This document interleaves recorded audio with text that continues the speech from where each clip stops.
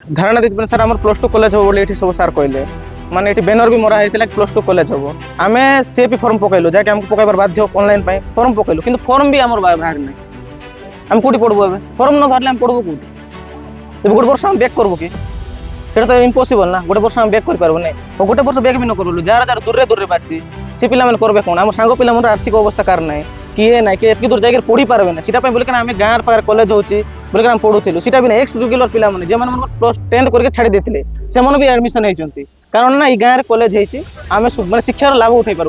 जब CAP form ही न बाहर एडमिशन हमको इंटीमेशनल लेटर ही न बाहर तो आम पढ़ू कि कौन राजनीति कौन राजनीति सर आम तो किसी जान राजनीति कौन है किसी ना आमको बस आम गोटे दाबी आमको ये कॉलेज दरकार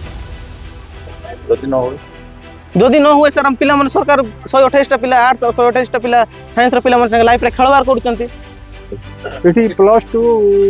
उच्च माध्यमिक विद्यालय पर सरकार विज्ञप्ति जारी कले पिला मन फॉर्म फिलअप कले फॉर्म वेबसाइट नेला जिते बड़े जॉइन करवाई 223 पिला आसले सी समय वेबसाइट नेला सीटा आज हक पाई ये माटीर हक पाई लड़ाई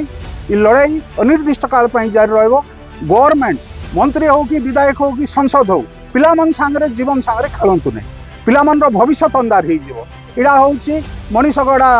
कारखानाटी ई जदि एमती जदि गवर्नमेंट आमको भुआ भुलेबे जदि